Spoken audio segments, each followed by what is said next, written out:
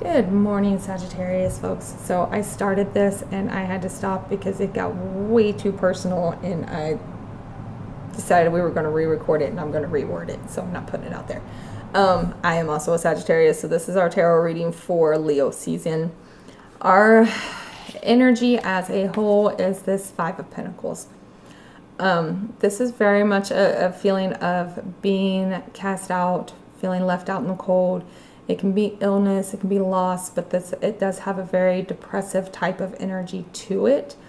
However, something unexpected that happens is this Two of Wands. We have something, we need to make a decision, like something in this depression or sadness pushes us to make a decision to move forward for something that makes us happy, that gives us passion, that gives us drive, that really fulfills us. Okay, so there's something that comes along within this depression that tells you, you know what, that's it, it's time for you to move forward for yourself. Okay, how we're staying grounded, we've got the Two of Pentacles here. Make sure you're weighing all your options, make sure that you are doing your best to find a balance. Don't get overly optimistic. We can tend towards delusional optimism here. So really make sure that you are slowing things down and weighing all your options first and finding that balance before moving forward, okay? An important emotion is this Ten of Wands. There's this sense of feeling like you're doing everything yourself. Feeling like you are carrying all the weight and there's no one around to help you, okay? It's important to pay attention to that. Sometimes we have to do that. We have to take care of things ourselves. Sometimes we have to leave things behind and just move forward regardless of what anyone else says. And that means that we've got to carry all that weight ourselves, and we can't depend on other people to come help us. Quite honestly, as Sagittarius, usually we tend to be the benefactor rather than other people being our benefactors. So kind of keep that in mind. Sometimes you have to be your own benefactor here. Something that will inspire this ending here, this painful ending, which could be the source of this kind of overall cast out depression type of energy, it's bringing you emotional fulfillment. Letting go of whatever it is that you've been holding on to, whatever it is that you've been trying to keep going, that you've been optimistic about, that hasn't panned out as you thought it would.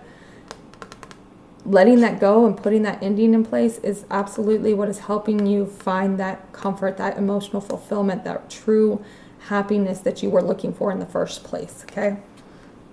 Spirit guides speaking, we have our King of Wands. This could be another person coming in. Now, King of Wands can be stable but fun. This is very Sagittarian energy in that it's excitable, it's fun, it's passionate, it's, very optimistic, but also stable at the same time. However, it can be a bit of a playboy energy as well. Kind of, I wouldn't say flaky so much as arrogant, I guess you would say. So really, either this is another person that you're interacting with that is telling you something, saying something. So if you have someone that pops up that kind of matches that description, listen to what they say. There's some kind of message in there. There's, something in what they're doing in your realm is your spirit guide speaking to you, but it also can be you presenting this information, this energy out in the world that is pushing you forward, that your guides want you to hear, your guides want you to pay attention to as well. Okay, now that's where I stopped and had to restart. Okay, so how to best support ourselves here? How can Sagittarius best support themselves during Leo season? How can Sagittarius best support themselves during Leo season? Oh, we got two. The Hermit and the Knight of Cups. Number one, the Hermit is telling us to look within. It's telling us to find our inner light. It's telling us to make sure that we are actually healing ourselves. We are listening to our guides. We're listening to our intuition. And we're making our decisions based from a healed place, right? And then this Knight of Cups also fun, loving, kind of energetic, kind of playful. Definitely, I would never call the Knight of Cups like stable by any means, right? So, but it's definitely fun. It's definitely out there to have a good time and to make other people feel good in a moment at least. So this is keeping us, it's how to support ourselves, right? So make sure that you're not weighing yourself down in hermit mode.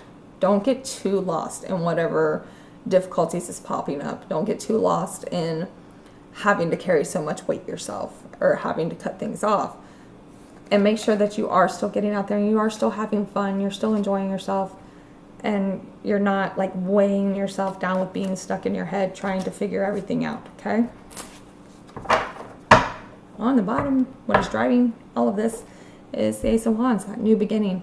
It's a new beginning and of something fun and passionate, but we have to remove old things first before we can move forward with the new things. You have to make room in your life for the new things, okay? So let's put some clarifiers on this Five of Pentacles here. Clarifiers for our Five of Pentacles. Oh, I'm throwing them. Queen of Swords. So that is speaking up for yourself. That is saying what you gotta say, not mincing words, which quite honestly, we have no filter. We're pretty good at that anyway. We're real good at just saying what we need to say, right? But something in that may not be received well.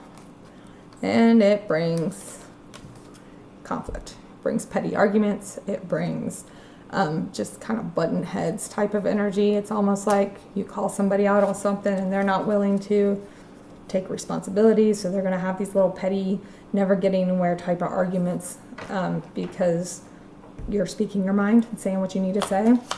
Let's do one more here. Whoa. Ace of Swords. Truth comes out. So now Neptune is retrograde, okay? It is in Pisces, which is in conflict with Sagittarius energy. But Neptune retrograde is very conducive to Sagittarius energy because it's revealing truth. And Sagittarius is the truth seeker, right? So there's truth coming out, and you calling people out on that truth is going to start these little petty bickering arguments, and quite honestly, you might just get tired of it and say, you know what, I'm done. You've shown me who you are.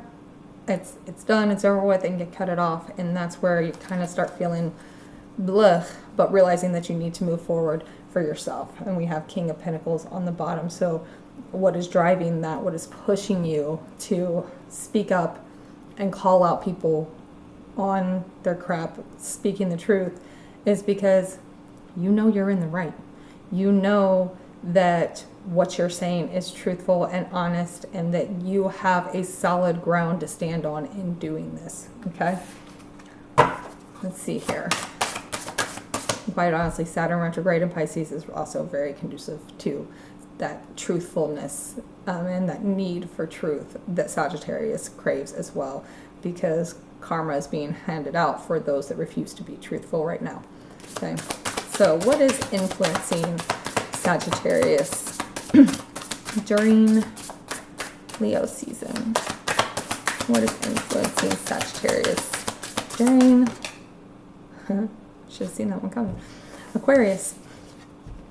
This is, it's seeing the bigger picture. It's seeing things from outside of the box, from outside of where you're at, and being open to seeing more truth, seeing more, Sagittarius and Aquarius are like two peas in a pod, right?